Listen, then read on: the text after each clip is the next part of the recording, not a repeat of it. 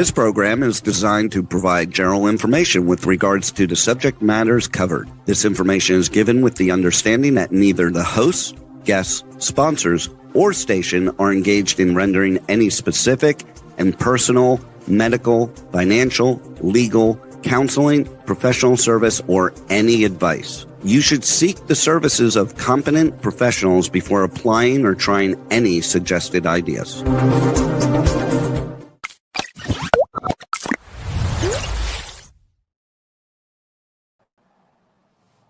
Hello, and thank you for joining me for another episode of Anahita TV. I'm so excited to have you with me. Today, I have a wonderful guest who's waiting in the green room. He's going to be with us in a second. I just wanted to do a little introduction before I bring him on. Wow, I don't know where to begin.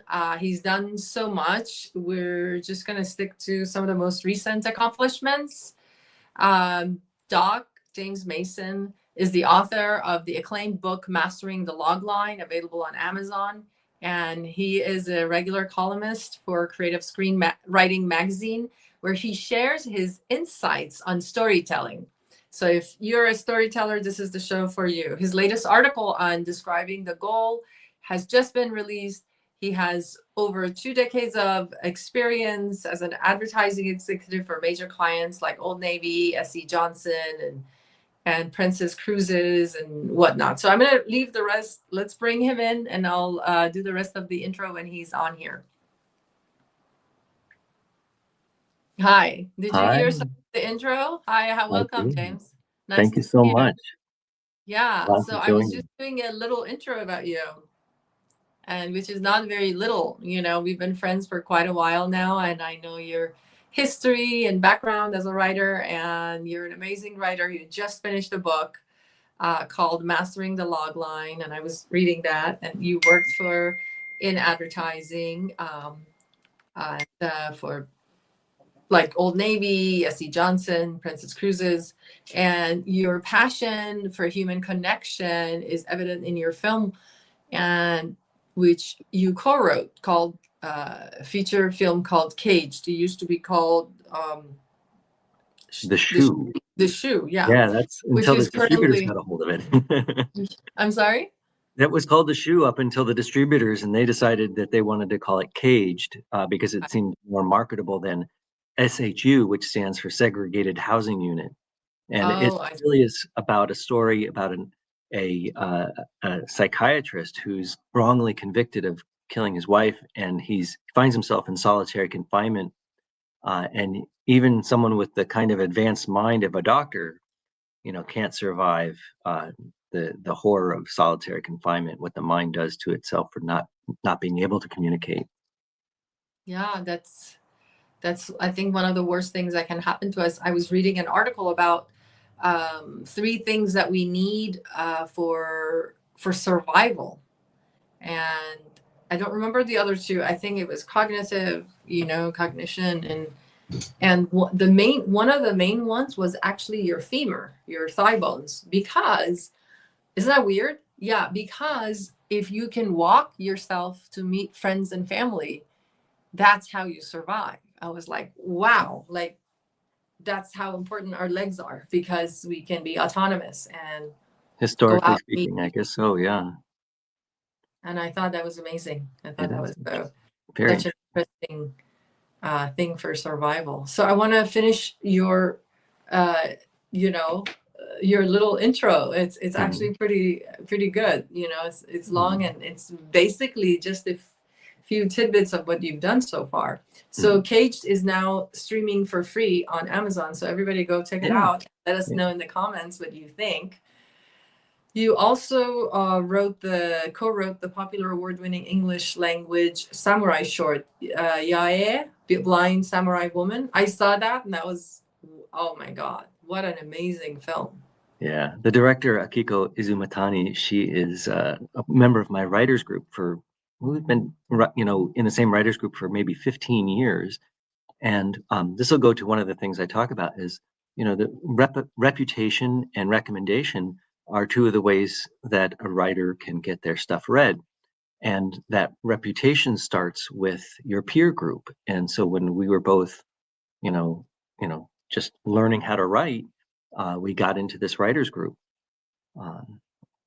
And eventually we collaborated, and we just finished actually writing a feature version of this short film. So Oh, I'm hopefully so excited. yeah, Hopefully you can get the funding yeah, to yeah. make the film.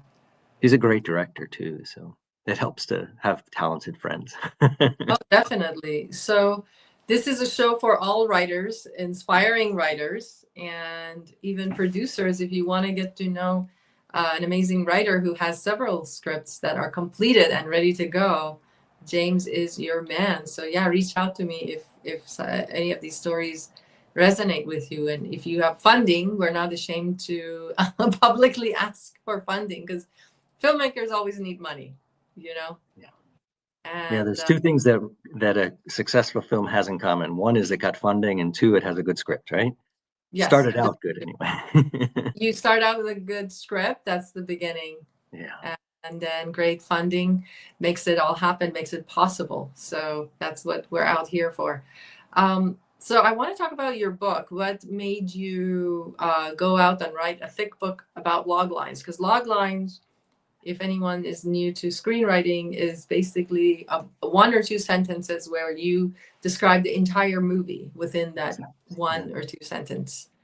And I like to make it a little bit more clear for people, because that seems like a lot. But if you focus on the central conflict, uh, just the central conflict, then it becomes much easier to write a one sentence log line.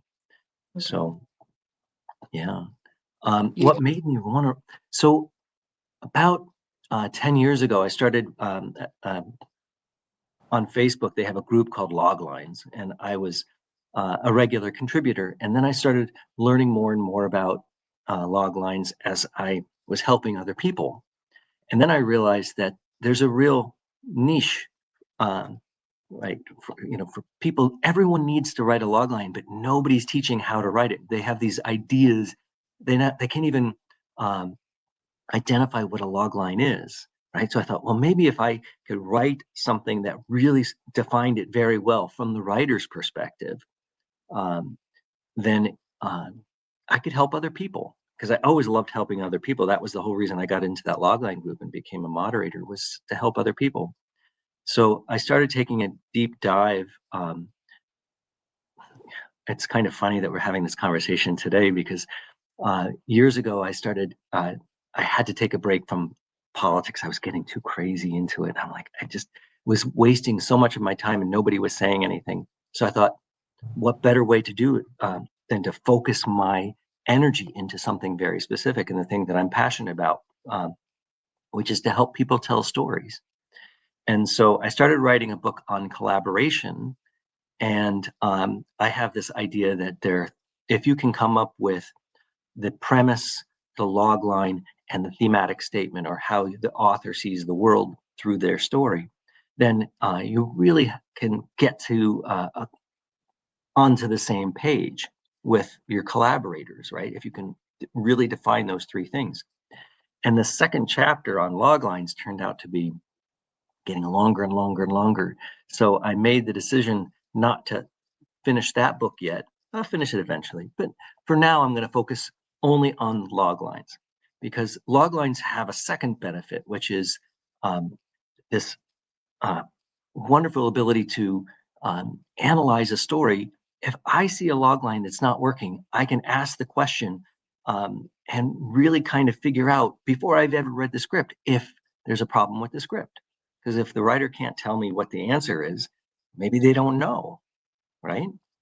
Mm-hmm. So it has this, it's more than just describing the central conflict. It can really help a producer or a director or somebody other than the writer, or the writer themselves, I guess. It can help them to figure out what the story problems are. So, and then I had this idea, well, that a logline is sort of like an outline, and you don't need to have written the script in order to write a logline. In fact, if you come up with an idea or a premise, then if you write the logline, then you're really breaking down all the elements of a story that you need to have present in your script. So it can serve as a one sentence outline before you've ever written anything. That's my pitch for writing the log lines before you write. But the idea of writing the script, writing this book meant that I had to kind of get on the same page with my reader as well. And the problem that I have with people is that we all have different understandings of what words are. Like, for instance, the idea of a inciting incident, just to pick something out of the blue. The inciting incident, we all kind of understand an inciting incident gets the story started. But do you really know what an inciting incident is? And after deep contemplation and thinking about it for a really long time, I was able to break it down into two different things. One is the triggering events that change the status quo of the main character, and what I call the inciting epiphany, which is their awareness of the potential, or no, I mean, not even potential, but the negative consequences for not acting, right? So the negative consequences on not acting, for not acting, like, to fix their problem. The triggering events cause a problem. Movie. Yeah, and that's the whole idea, right? You have a central conflict, which is the problem starts with the triggering events. The character becomes aware of it, and then it's resolved in the climax, right? And everything happens in between are escalations or roadblocks.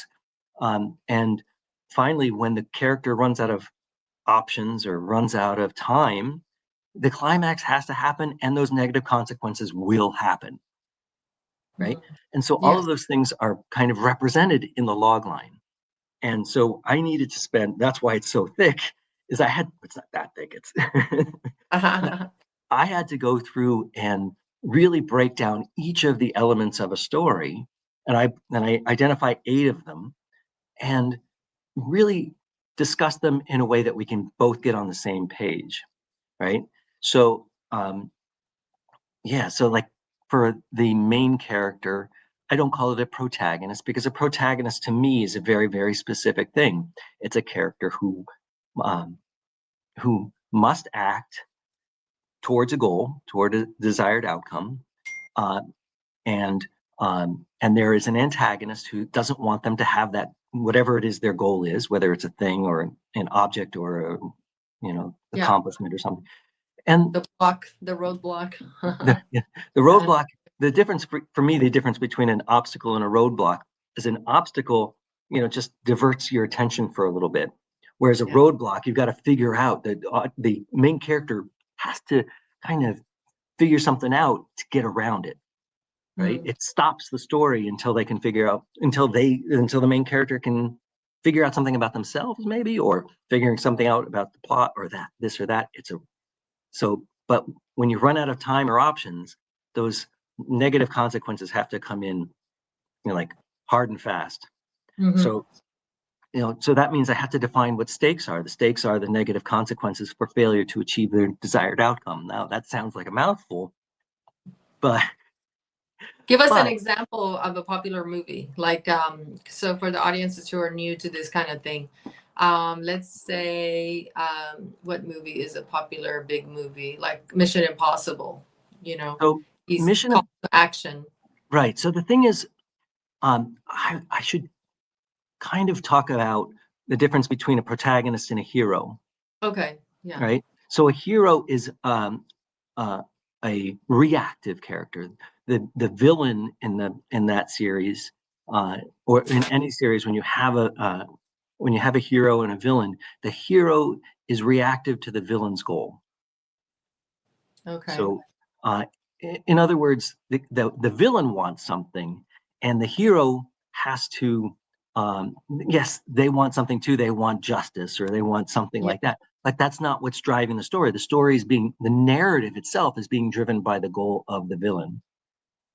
And so the difference is the stakes are not for the hero like they are for the protagonist. The stakes for a hero are for, let's just say, society in general, right? They have this idea that that they have to protect somebody else, right? They may put their own life at risk, and yes, that's stakes, but that's not the narrative stakes. The narrative stakes are driven beyond their life.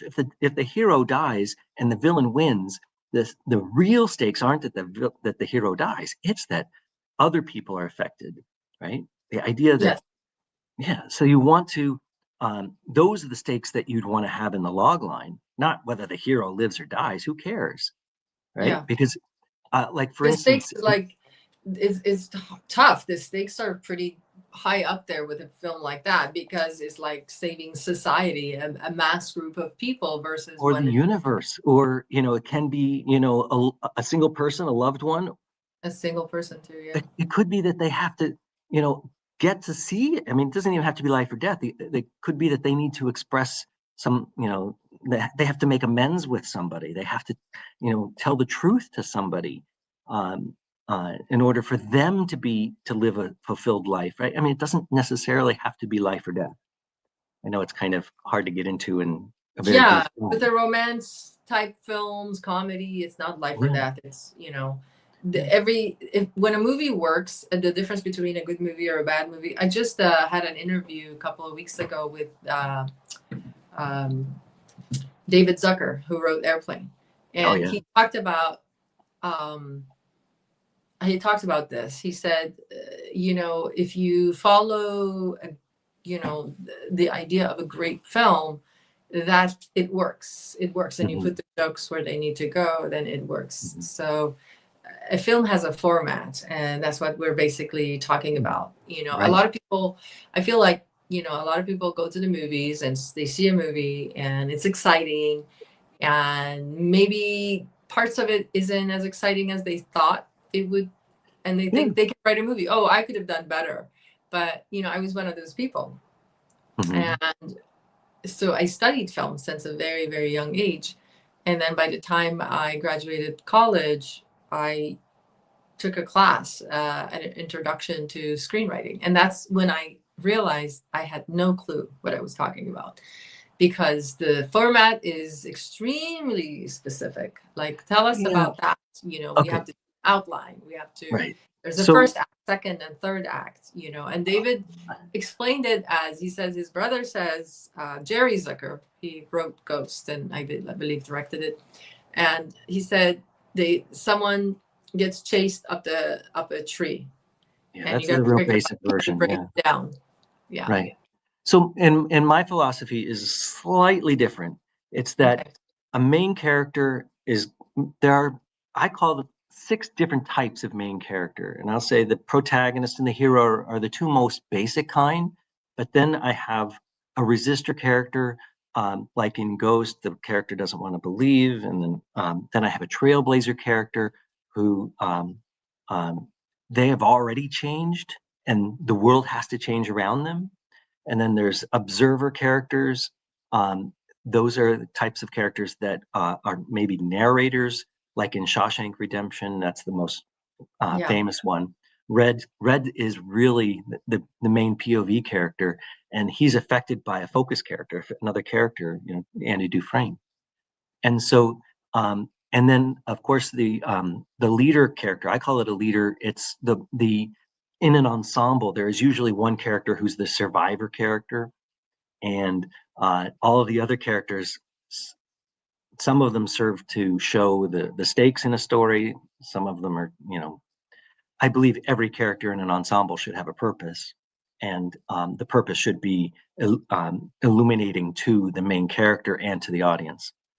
So anyway, those 6 different types interact with an opposition character or an oppositional force. And each of those kinds of stories have slightly different structures. And each one of them, some people come in and they're like, everybody, all the screenwriting coaches don't like my script. And I read it and I go, actually, this is kind of brilliant. This follows this format, just like, Academy Award winning movies that don't follow the 3-act structure, to a T, because they don't need to, because they're not that kind of movie. They're not the basic kind of movie. Right. So what I try to do is illuminate all of those 6 different types of main characters, the 7 different types of opposition. I don't want to call them characters. There's three different types of opposition characters and 4 different types of oppositional forces. I'll be very brief. So you have an antagonist. An antagonist is the most basic kind. That's the character who is just opposed to the protagonist. They have no real goal other than to not let the protagonists achieve their goal. And then you have the villain who drives the narrative, like we talked about. They have a goal. They're not the protagonist, or they're not the main character. The difference between a villain and a main character is POV and stakes and many other things. But the 2 main things being, so then there's the monster. The monster is, as a character, it doesn't have to be, body horror monster. It can be a sociopath, someone who is not affected by, they just move forward based on, I guess, the id, right? Basically, the idea of they don't have any morals. Id, yeah. Yeah, and then the 4 different types of the 4 different types of oppositional force. You've got culture, which is the most basic one. Every single coming of age story is My the oppositional. big fat Greek wedding would be culture. Sure. Yeah. Technology is a second one. I mean, we all think of Terminator as an example of oppositional force of technology, sort of a technological villain. Yeah. But it can be the idea that the main character has to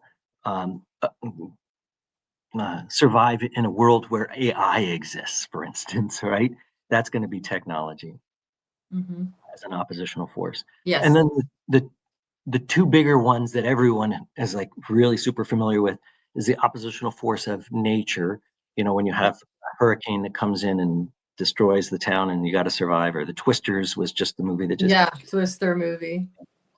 And then of course supernatural is anything that's not nature, that's like ghosts or aliens. No, aliens I guess could be technology, but anything that's supernatural is there's a lot, like the horror films. Would that be supernatural, or Superman, that kind of thing? So any most horror movies are either monster movies or supernatural. Yeah. Okay. But they're going to have a completely different structure than a protagonist would. Like in a horror movie, usually the audience understands through dramatic irony at the halfway point or midpoint what the weakness of the monster is. And so for the second half of the movie, we are engaged with hoping that the main character figures out what we already know, how to defeat the monster. Right. So that's not, you wouldn't use that structure with the protagonist. I mean, you might. I mean, I can think of examples, but so when anybody says there's one way to make a movie, I go, there's many different ways. Yeah. There's many different kinds. And as long as your puzzle pieces fit well together to make the movie, as a complete whole, you're okay with, having a passive main character, like in Kenneth Branagh's movie a couple years ago. They had the whole movie was that was the one that was set in Ireland during the Troubles. And I don't know if I've seen that movie. Oh, it's a wonderful. It's actually sort of a autobiography. It's about him as a child in why am I blanking on the name? Anyway, the whole story is told through this young boy's perspective. The whole movie, if there's a dialogue between 2 characters we don't see it unless the boy sees it. Mm. So it's beautiful. He's totally passive. He has nothing to do. I mean, he's just observing. And so those kinds of movies are valid movies as well. Right. So There's several, yeah, you're right. And some European films, they don't feel like they have a structure, but they do. At the end, it makes sense. But when you're watching, it's like, yeah, la la la la la, yeah. it's kind of like day-to-day average incidents that are happening. But then Slice of something, life, yeah. yeah, and Mhm. something amazing La at the end. Dolce Vita is one that when I first got into screenwriting, and I'm like, this doesn't follow any of the rules, and you're telling me there are all these rules. What about this one? And what about this one? And I'm like, every movie I looked at was like, it didn't conform to the rules that everybody was telling me I had to conform to, right? I'm like, no, wait. I want to give people the permission to not follow the basic form, but follow Right. the structure that is required for the type of conflict that they are presenting. True. So understanding conflict is the most important thing. So understanding conflict of what the writer is trying to portray. Yeah, the central conflict of the story is, well, for me, I start with how do I want the audience to feel at the end of a movie? And that's going to define how the resolution of my central conflict. And then I want to make sure that my characters have enough stakes that the audience cares about what's happening. And so you can see I'm working backwards. Yeah. And then how do I set up those stakes in a way that are basically the resolution is a payoff for everything that I have to set up in the beginning. Right. So yeah, then what is absolutely necessary for the audience to understand, for the audience to understand what the conflict is from the perspective of the main character. Therefore, we have to know things like the status quo, the triggering events in a story, right? The triggering events don't have to be something that the main character is aware of. It has to be something the audience is aware of. It has to be necessary for the audience. If it's not necessary for the audience to know this information, it doesn't really belong in a script. Maybe it That's does in a right. novel, right? Yeah. And then the most important thing is the stakes. Absolutely 100%. If we don't care about, if for instance the main character doesn't care about what happens to him, or for stakes, there's no reason for us to care, the audience to care. So really for me, there's nothing more important than stakes. But I have to understand why it's important for the character, right? And that's what the whole setup is about. That's what understanding the status quo is, and understanding what the character believes in. And all that stuff is, like, oh, there's an old axiom. Billy Wilder said, if there's a problem in the third act, that's really a problem in the first act. So, Yeah. yeah. It's in the beginning. Yeah. You started, my dad always said that foundation is so important. Like he always described human beings or just anything, relationship, friendship, with having a good foundation, like a home. Like if you don't build a foundation right, after a while the house will topple down and kill everyone in it. And it's kind of like lying when you're new friends. If you lie in the beginning, then you've got to keep the lie going, and at some point the lie is going to come out, and maybe your friend will forgive you, maybe not. You're risking the loss of that. So writing is the same. Like we have to prime it in the first act. If you don't set it up, and I feel like character, I spend a lot of time doing the character bios. I found like once one of my movies didn't work because I hadn't done enough work on one of the characters. Like what are the stakes for this character? If we don't know the person's, and with character, sometimes we write things that never end up in the movie. And that's what makes the character interesting. Like one of my characters I had that, for example, I'm just making this up. For example, we have that they were abused as a child, but it never comes up in the movie. but there is a slight anger or a slight twitch that they have that is unexplained. And I found that they say that's usually what makes the film, when the person has a tick or something interesting. I'm trying to think of a movie that happened. The character got the job because he was limping. I'm trying to think. It was like Medicine Woman or something. The doctor, I think he had a limp throughout the whole movie. And the reason he got the part was because the director said he was the only one who walked in with a limp. The actor didn't have a limp. Are you talking about House, doctor, TV show? Huh? Are you talking about House, the TV show with Hugh Laurie? I think so. Was it that Yeah. one? Yeah, he doesn't have a limp, and he doesn't have an American accent either. Right. I believe he got the job. The director said he walked in with a limp and he liked it.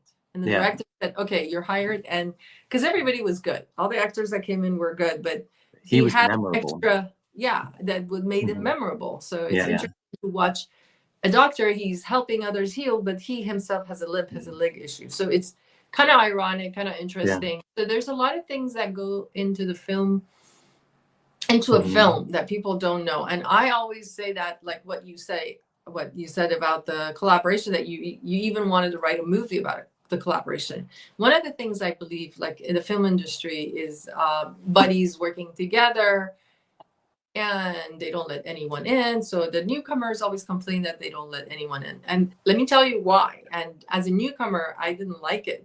But then I understood it. The more I studied film, and I went to Pepperdine, got my degree in screenwriting, and then I did work quite a bit in different production companies. And one of the things I learned, the team is so important. One person doesn't carry out their duty, the whole thing falls apart. So that's why people work with people that they trust. That's it. Trust is the right word. It's not that they're closed off. It's that they can trust this person, and they know they can pull their weight. They know that they can. And this is really coming true in my real life.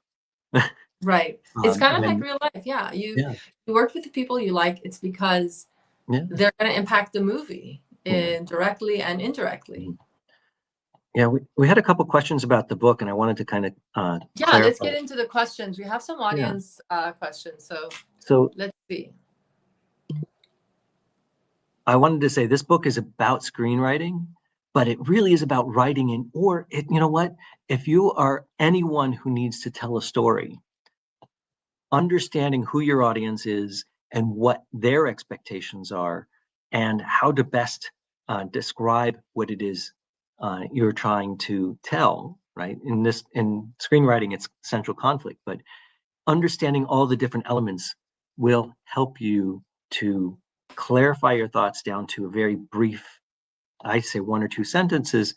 And the reason for that is because your audience doesn't really have the capacity to listen to you go on and on and on for half an hour about a story and then finally get to the point, right? Get to the point and then allow them to ask you to go further into it, right? So this is not just for screenwriting, even though it's how to excite Hollywood in a single sentence. It's for any kind of writing. So I had another question. Someone's asked, how do you come up with your ideas? Because, one of the things we haven't talked about is the fact that you have several scripts. How many scripts do you have now? That the last time I talked to you was 7 or more. It's like 15 or something like that. But let's be honest, most of them are never going to see the light of day. It's fine. But I've read some of them and they're very good. I have 3 that are in pre-production right now, correct? I'm sorry? You have one, Journey to Now is in pre-production. Yeah, and where is that? It's going to be shot in Washington, D.C. and Georgia. So, in South Carolina, there's flashbacks to Vietnam. So yeah, that's the alcohol, based on the alcoholic. Yeah. I've read that. Well, that's a really good one. Yeah, and it just keeps getting better now that I'm collaborating with the director, and so we have a female director on this project. Actually, the producer I'm working with is the producer I'm working with is the president of Women in Film in the Carolinas. and Okay. she has a mandate to give voice to the underrepresented. And so she loves my writing, but she wants to have female directors, and I'm all on board for that. Sure. And so we have 3 projects that are in various stages of development. And Yay. yeah, and all 3 of them have female directors. And I want to tell you a fact, the sad fact. yeah. There are only 4% female directors in America. And can I tell you something about Iran? Did you know that in Iran, there are 50% female directors? As backward as that country is, Yeah. honestly, when it comes to film, there's a lot of women involved in writing, directing. I was shocked. It's the only, actually, did you know it's the only country in the world with that many female directors? Well, I think that there's the problem here, if I could be blunt, is that there are lots of female directors that get one chance. Just like, like if you go to like Sundance or places, film festivals, you'll see a lot of mix of male and female directors. And then the female director doesn't get the second chance to make the bigger movie, where the male directors seem to. And I don't understand that, except for I can think of one thing, and that is the stories that women like and the stories that men like are different. Right. Therefore, the distribution companies that are aiming towards male audiences, generally speaking, they produce more work because the stories that women like are great stories and tend to be, Less action oriented. less marketable. Let's put it that way, right? Marketable. I hate that word, but because I'm in advertising, so. But the idea is that if there were more women in distribution, then more of the stories that they want to see might get greenlit. So right? you solved the puzzle. We I didn't need solve more the. women in distribution. I'm shining a light on it. I'm not saying that that could actually be true, but I hope it could be true. And so I really want to see. I think it's culture. I have a different take. My take is that it's cultural. I feel like, because when I studied the history of screenwriting, most writers were female in the beginning because they were in the very early days when there was no money in it. Yeah. Yes, when they weren't paid well. Yeah. When they started getting paid, the men came in and shooed the women away. So screenwriters that get paid really well are usually female. Also directing. There's a lot of female directors. Also directing became a thing, and then men took over in the US. And I feel like it's like a bullying situation. In Iran, the difference is they don't get paid well. So gender doesn't really play a role because the box office is not like here. Their films, even though they're winning a lot in Sundance and they win a lot of European film festivals, but they're not where like American high stakes type like superhero type films that get hundreds of millions of dollars of production. So I believe because finances aren't a thing in Iran, and I think that's why it's equal. So men and women both have the same avenues, the same routes to pursue their goals as a writer, as a director. And I think that's where it comes down, in my opinion. Right. So someone asked about writing from life experience, and I have a really, I think, an interesting take on that, and I want to share it with you. Okay, go ahead. And then one of the first things I told you is that about collaboration is being on the same page with regard to premise and logline and thematic statement. And I refer to that as how you, the author, sees the world. You're telling the story through your eyes, right? So we need to understand why you, as an individual, are the only person to write this story, because it's your unique perspective on this story. And so when you're collaborating, that's more than one person with more than one perspective, right? So you have to come to an agreement on what it means. Like, for instance, Journey to Now is about forgiveness. It's a single word, right? But it really compels, it really is referenced in every decision that I make about what every scene is about, what every character is about, is about that theme of forgiveness. So life experience is right there with that. It's like, I'm not an alcoholic Vietnam vet. Hello, let me see if I'll just finish the story and maybe she'll connect with us again.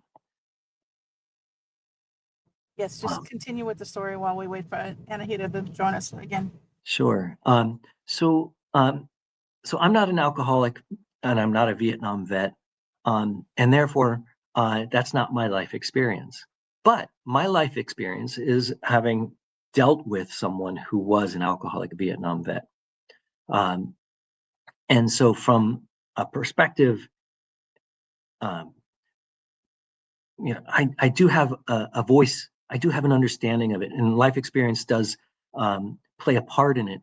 But in order for me to express a story, I don't need to have lived that experience. I wrote a script, a really fun script about terraforming Mars. It's called Eden 2.0, right? Because Eden, the Garden of Eden, and it's a really wonderful story. But I've never been to Mars. Right. So that's not my life experience. How can I write about that? How can I write about a cardinal who's the main character? Because you've never been a cardinal. Never been a cardinal. But research. But I understand the idea of human connection, right? This is what all my story is about. If I had to say my voice, I like that my voice is a flawed individual searching for human connection. That's who I am, right? So if we're talking about life experience, that's what I'm writing from, not from the actual things, not from being a screenwriter, or not from being an advertiser or a father of four or what have you. I'm writing from that flawed perspective. I'm a flawed individual searching for human connection. So yeah, that's I think a commonality between everything I've ever written. And I really do feel like anybody can become a writer. It's not just, yes, there's some natural talent to it, but really it's about, absorbing as much information as you can. I didn't realize just how many movies I had watched and how many stories that I knew about, that when I started studying about storytelling, I'm like, I had all of this history to draw from. And, so yes, this book is, hello again. Hi. This book is directed towards screenwriters to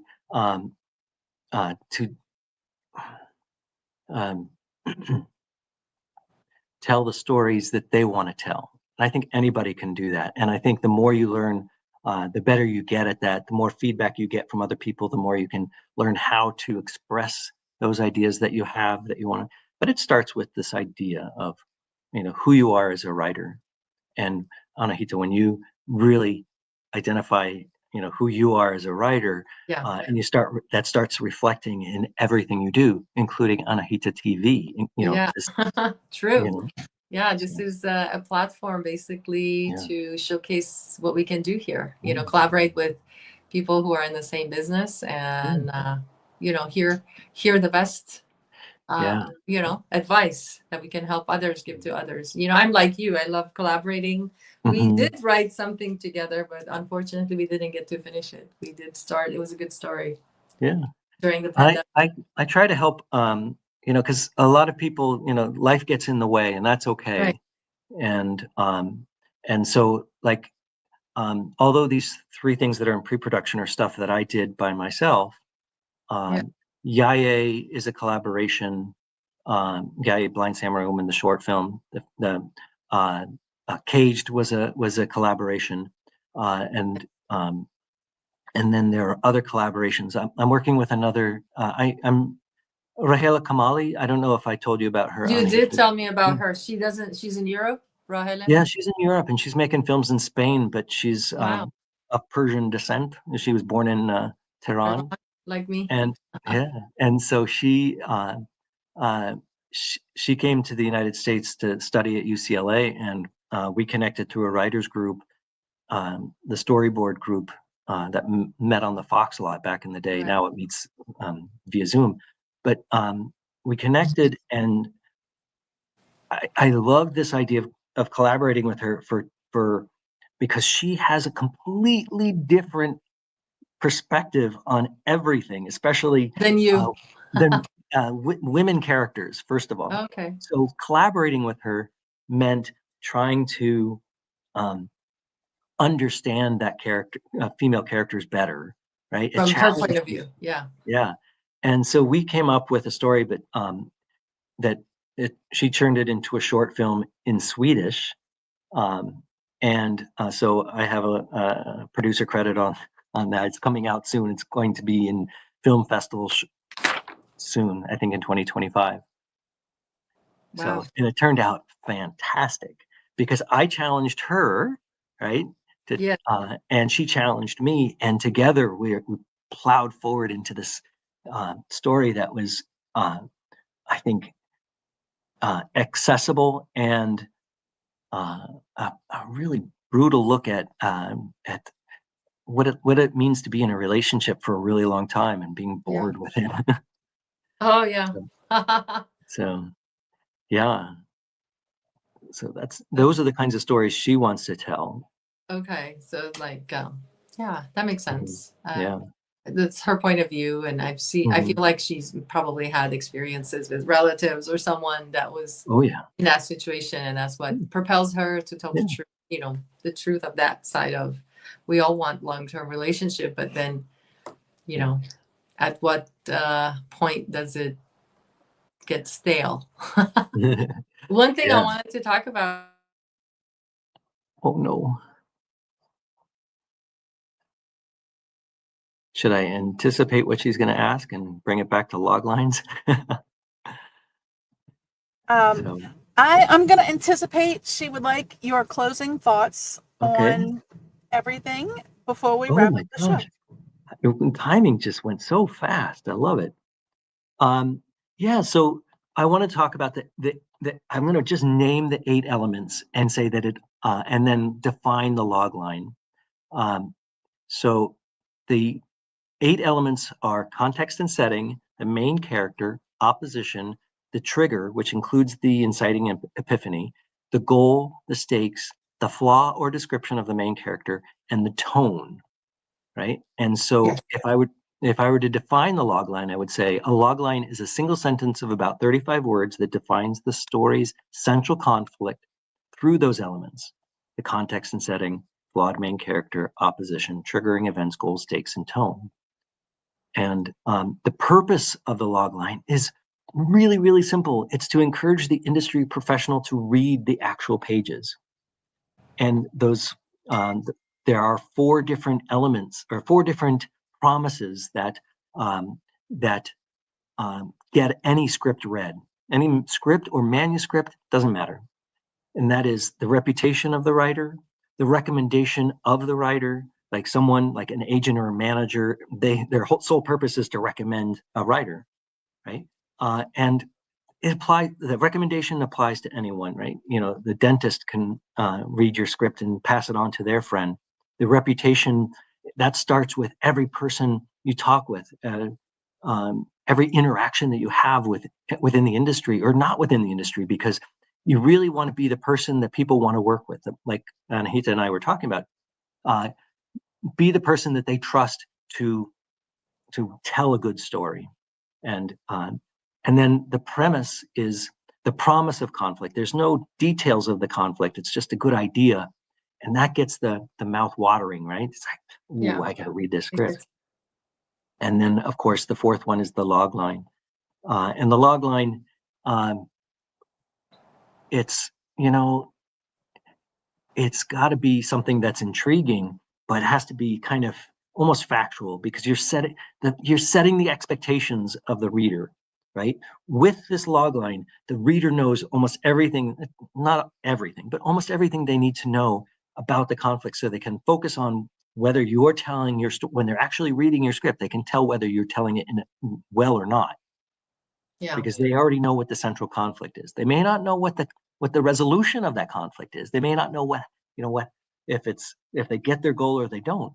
But yeah. Yeah. So give us an example of a log line before we say goodbye. What was the log line for your movie Caged? Oh, I don't have that one saved. Oh, okay. Sorry. Okay. So log lines are subjective, first of all. So I'm going to start with what I think is the best comedy of all time. Right. And that is the 1960 Academy Award winner for Best Picture called The Apartment, written by Billy Wilder. Yes, I love that movie. Okay. See if this log line conjures images in your mind. Right. Okay. An amiable accountant who fancies a lively elevator operator reluctantly lends his Manhattan apartment to his boss for an extramarital affair with the same girl. But when she downs a bottle of pills, the employee must step in and save her. Wow. So okay. The question is she saved, right? Yeah. But that's intriguing to, there's a lot that happens. This is a great movie, Yeah. It's a wonderful, I love it. With let's see, do I is it have Jack? I'm sorry? The lead character, Jack Lemmon, is it? Yeah, Jack Lemmon, yeah. Oh, yeah, I love his movies. Yeah. Well, thank you so much for honoring us with your presence and all your knowledge. And if anyone's watching who's a producer interested in any of James's films, I can vouch for him. I've read quite a few of them. Thank you. Contact me. I would love to produce. We've always talked about that. Executive producing. I'll bring in the money and produce one of your films or so, some of them. So yeah, if anybody is interested in learning a little bit more without having to buy the book, if you want to buy the book, it's available on Amazon. They should buy the book. The book is on Amazon. It's called Mastering the Log Line. And I would go and watch Caged and leave comments, please. As all artists, they need following and your help and your, contribution by watching and, buying his books. You are giving an artist, a leg up and getting him to continue being his best self and producing more art. So thank you so much, James. Thank you so much, Anahita. Yeah, you're welcome. Talk to you soon. Stay on. We're going to talk to Rebel. Okay. Thank you. Thank you.